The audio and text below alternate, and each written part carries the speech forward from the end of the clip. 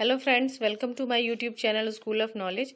आज मैं आपके लिए सूक्ष्म शिक्षण से संबंधित कौशल को लेकर आई हूं और हमारा आज का कौशल है प्रस्तावना कौशल, जो कि नंबर 1 कौशल है, जिसे इंट्रोडक्शन स्किल भी कहते हैं। आइए पहले जानते हैं कि प्रस्तावना कौशल का क्या मतलब होता है। प्रस्तावना कौशल का मतलब होता है कि जैसे कि हमें इसमें मेन कोशिश करते हैं हम प्रकरण निकलवाने की। प्रकरण निकलवाने के लिए हमें क्या करना होता है कि बच्चों को जो पूर्व ज्ञान है उसी के आधार पर हमें उन्हें उनके नवीन ज्ञान से जोड़ना होता है। तो हम बच्चों से इस तरह के क्वेश्चन पूछते हैं जो वो हमें पता हो कि उन्हें उसका आंसर आता ही होगा। 1 वर्ड आंसर टाइप के क्वेश्चन पूछे जाते हैं ताकि वो धीरे धीरे उन क्वेश्चनों को आपस में कनेक्ट करते हुए हम प्रकरण तक पहुंच जाए।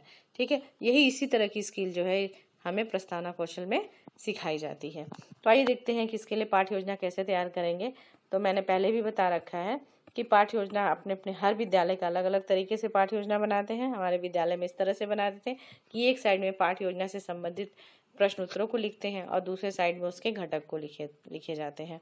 ये कार्य इसलिए किया जाता है ताकि मूल्यांकन करते समय आसानी हो कि क्योंकि जो कौशल के घटक हैं ये पांचों, और जो आपने क्वेश्चन पूछा है और जो आप प्रेजेंट कर रहे हैं वो सारे आपके मैच कर रहे हैं कि नहीं कर रहे हैं, तो ये ईजी हो, इसलिए इस तरह से पाठ्य योजना तैयार की जाती है।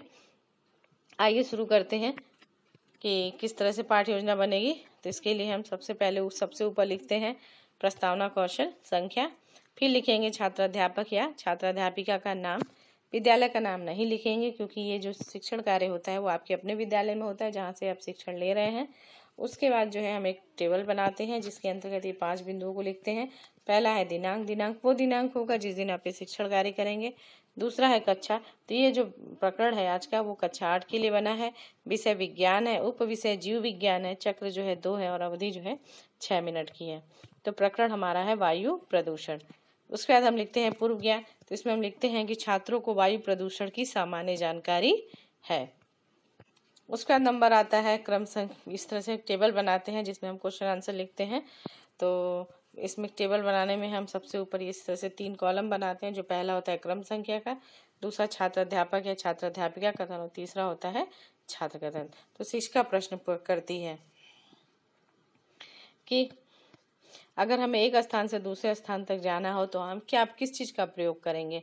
तो बच्चे क्या जवाब देंगे कि हम यातायात के साधनों का प्रयोग करेंगे, नहीं तो किसी वाहन का प्रयोग करेंगे। ठीक है, जो भी बच्चे जिस तरह से सुटेबल होगा उनको आंसर दे देंगे।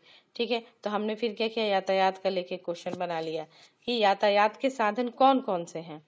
तो बच्चे क्या जवाब दे देंगे कि बस, कार, ट्रेन, हवाई जहाज आदि जो है ये सब यातायात के साधन है। उसके बाद हम बच्चों ने फिर हम ये बस कार लेके अगला क्वेश्चन पूछ लिए कि बस कार आदि में इंजन के चलने से क्या निकलता है। इंजन जब चलता है तो क्या निकलता है। तो बच्चे क्या बताएंगे कि धुआं निकलता है। जब गाड़ी मोटर चलता है तो उससे धुआं निकलता है।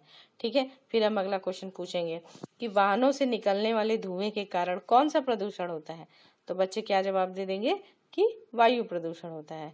फिर हम अगला क्वेश्चन पूछेंगे कि वायु प्रदूषण से आप क्या समझते हैं। तो बच्चे क्या है अपने अपने हिसाब से संभावित आंसर देंगे।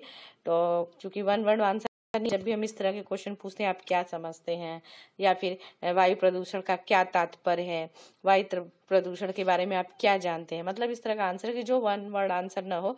तो जब इस तरह की चीजें आती है तो बच्चे वहाँ पे मौन हो जाएंगे और वहाँ समस्या क्रिएट हो जाएगी। जब समस्या क्रिएट हो जाएगी तो समझिए कि आपका प्रकरण निकल गया। और एक चीज और है कि अगर आपने सपोज बच्चे बताते जा रहे हैं तो आपको उससे रिलेटेड क्वेश्चन पूछना होता है, पूछते जाना होता है। और उनको जब तक बच्चे शांत ना हो जाए तब तक आपको क्वेश्चन पूछते ही रहना है ताकि आप प्रकरण तक पहुंचे वहां तक। ठीक है, तो ये हो गया आपका प्रकरण के लिए पार्ट क्वेश्चन आंसर। उसके बाद उसके नीचे लिखते हैं उद्देश्य कथन कि आज हमारा उद्देश्य क्या था, बच्चों को, छात्रों को वायु प्रदूषण से अवगत कराना। ठीक है, उसका नंबर आता है प्रस्तावना कौशल निरीक्षण तालिका का। तो इसमें पहला जो ऊपर लिखते हैं छात्राध्यापक या छात्राध्यापिका का नाम, फिर प्रकरण लिख देंगे। उसके बाद इस तरह से कौशल के घटकों को लिख देते हैं। ठीक है, जब कौशल के घटकों को लिख दिया उसके बाद हर कौशल, और हम देखते हैं कि हम जो कौशल के घटक दिए गए हैं और हमने जो क्वेश्चन आंसर किया है क्या वो मैच कर रहे हैं कि नहीं कर रहे हैं। तो पहला है कि क्या बच्चों का पूर्व ज्ञान से संबंध है। तो अगर है तो इस पे टिक हो गया, नहीं है तो इस पे टिक हो गया। फिर पूछा प्रश्नों में क्रमबद्धता, मतलब क्या प्रश्न सीक्वेंस में पूछे गए हैं ना, जैसे कि हमने प्रश्न पूछा, बच्चे ने आंसर दिया, फिर हमने आंसर को लेके प्रश्न पूछा, फिर बच्चों ने आंसर दिया, तो इस तरह की चीजें हैं कि नहीं है। तो यदि हैं तो इस पे, नहीं तो फिर इस पे टिक हो जाएगा। फिर है प्रस्तावना की उपयुक्त अवधि। अवधि कितनी थी? 6 मिनट। तो क्या हमने जब पढ़ाना शुरू किया तो 6 मिनट में खत्म कर दिया ना, ऐसा तो नहीं कि हम और पढ़ाते चले गए। तो अगर 6 मिनट में ओके हो गया तो ठीक है, नहीं तो फिर इस पे टिक होगा। फिर है अध्यापक में उत्साह एवं सजगता। मतलब कि जब टीचर पढ़ा रहा है, जब आप वहाँ क्लास में खड़े होकर बच्चों को पढ़ा रहे हैं तो आप फुल एक्टिव होने चाहिए। ये नहीं कि एक ही जगह पे खड़े होकर आप खुद ही शर्मा रहे हैं, बच्चों को देख के, अपने सहपाठियों को देख के शर्मा रहे हैं और आप क्वेश्चन ही नहीं पूछ पा रहे हैं। तो इस तरह की चीज भी नहीं होनी चाहिए, ठीक है। उसके बाद है प्रश्नों का पाठ एवं उसके उद्देश्यों से संबंध। मतलब जो प्रश्न पूछा जा रहा है और आपका जो प्रकरण है वो दोनों आपस में मैच करने चाहिए। ये नहीं कि आप पढ़ा रहे हैं कुछ और क्वेश्चन पूछ रहे हैं किसी और से, तो ये चीजें नहीं होनी चाहिए, ठीक है। तो सपोज अगर आपका जो आपने प्रश्न उत्तर तैयार किया हुआ है, अगर आपका सभी में हाँ में आंसर आता है तो आप मूल्यांकन के लिए, तो आपका माना जाता है कि आपने शिक्षण कार्य आपका उत्तम था। और अगर नहीं तो फिर ये होता है कि आपके शिक्षण कार्य में कुछ कमियां हैं, आपको सुधार करने की जरूरत है। तो आपको फिर से लेसन प्लान बनाना पड़ेगा और फिर से बच्चों को पढ़ाना पड़ेगा, ठीक है। तो आपके फ्रेंड साथी जो है नीचे आलोचना भी देंगे आपकी। तो चूंकि हमारा सब में ओके था तो हमारे सहपाठी ने लिख दिया कि शिक्षण कार्य उत्तम था, और उसके नीचे लिख देंगे हम हस्ताक्षर सहपाठी एवं हस्ताक्षर निरीक्षक का। और यहाँ पे आपका जो सहपाठी जो आपकी कॉपी का मूल्यांकन कर रहा होगा वो साइन करेगा, यहाँ पे आपके कक्षा के निरीक्षक करेंगे, ठीक है। तो फ्रेंड्स ये थी हमारी आज की पाठ योजना वायु प्रदूषण। आपको मेरी पाठ योजना कैसी लगी प्लीज इसे कमेंट करके जरूर बताइएगा।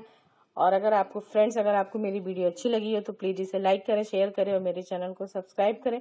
अगले लेसन प्लान में आपसे फिर मिलूंगी, तब तक के लिए आप अपना ध्यान रखें। Take care, bye.